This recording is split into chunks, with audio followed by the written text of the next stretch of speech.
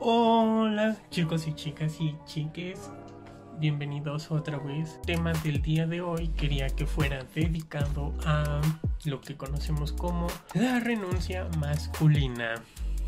Y bueno, quizás para los que se estén preguntando ¿qué es la renuncia masculina? La respuesta es sencilla. Lo que sucede es que la moda es un signo vacío, lo que quiere decir que es una construcción cultural.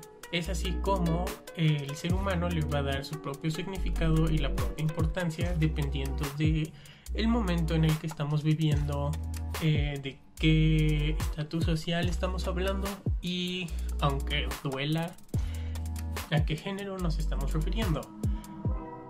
Así que, bien, sabiendo eso, podemos empezar ahora a contar nuestra pequeña historia. Todo inicia con Luis XIV, mejor conocido como el Rey Sol.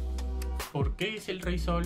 Porque es importante este personaje, refiriéndonos en cuanto a que no solamente elevó a Francia como potencia mundial, sino que también los ayudó a pulir, perfeccionar y elevar de nivel su cultura, su propuesta cultural. Él fue el que renovó el ballet, el que lo trajo de regreso y el que apostaba por el teatro, la pintura, la música y el maquillaje. Siendo sinceros, tenemos que decir que Luis XIV era la diva del momento, no solamente porque le encantara apoyar todas las artes, sino que vivía su propia fantasía. Y cuando hablamos de que vivía su propia fantasía, estamos hablando de que realmente se esmeraba por ser tan estrambótico y estupendo como se sentía ser rey de Francia.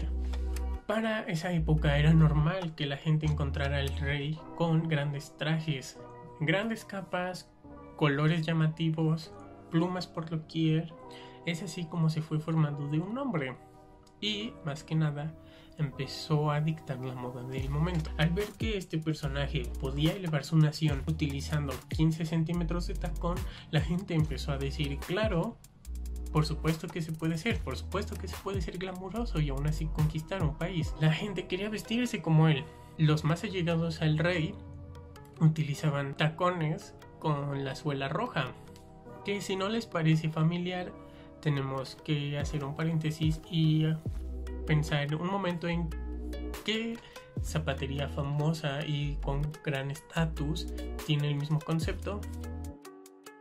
Y bueno, esta era una forma distintiva que entre quienes eran los favoritos del rey y quienes eran nada más pues andaban por el castillo posando, pasando de largo y que no eran tan importantes.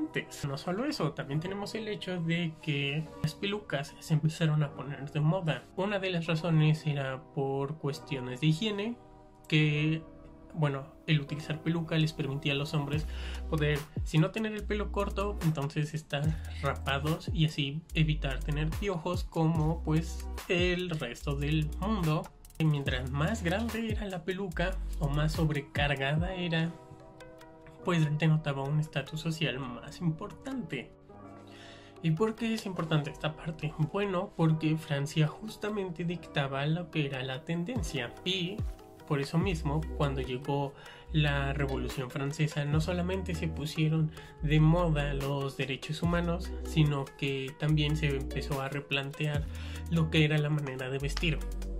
Por un lado estaba el hecho de que querían que todos los hombres se sintieran del mismo nivel. Entonces, pues en un consenso se dijo, no podemos seguir estableciendo la moda como yo me he visto mejor que tú o mis telas son mejores que tú para denotar mi estatus social. Si lo que queremos es igualdad, entonces todos tenemos que vernos y vestirnos igual. Así que el atuendo, que de alguna manera podemos decir que se fijó para todos los hombres, pues era el que utilizaban los campesinos y pues la gente normal del día al día. Así que en cuanto a cuestión de practicidad, sí.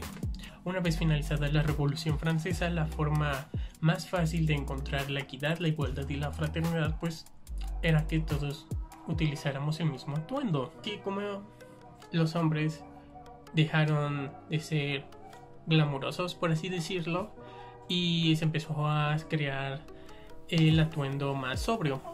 Una vez entrado a esta idea de que todos teníamos que vestir igual, la ropa masculina y la tendencia del momento cambió de ser Francia a pasarse a lo que se estaba utilizando en Inglaterra. Es así como para mediados del 1800 se empezó a utilizar el estilo dandy.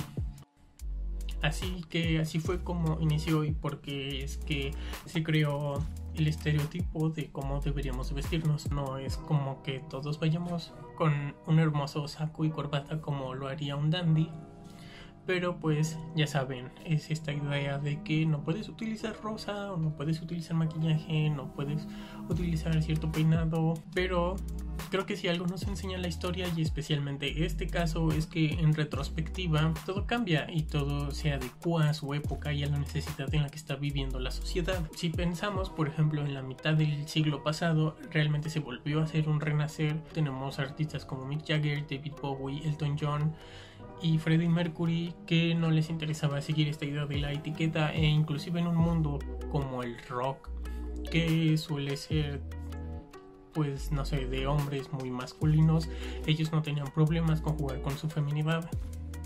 Sí, la próxima vez que alguien les diga que no pueden vestirse de alguna manera, o en especial si son hombres o tienen algún amigo al que escuchan que le dicen que no deberían de vestirse así, no deberían de utilizar eso, recuérdenle a esa persona que no fue así en un principio. Pueden decirle ahora cómo inició esa idea tan prehistórica y que las cosas cambian y evolucionan. Bueno, eso sería todo. Espero que estén muy bien, que se sigan lavando las manos, que usan cubrebocas, y los veré en el siguiente video. Bye.